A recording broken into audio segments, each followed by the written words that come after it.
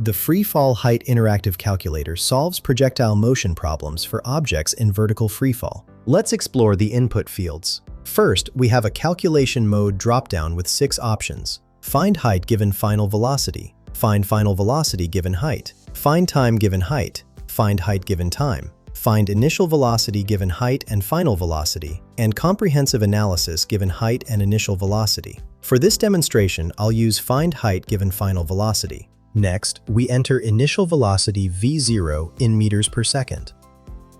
Then final velocity v in meters per second. The height h field is in meters. Time t is in seconds.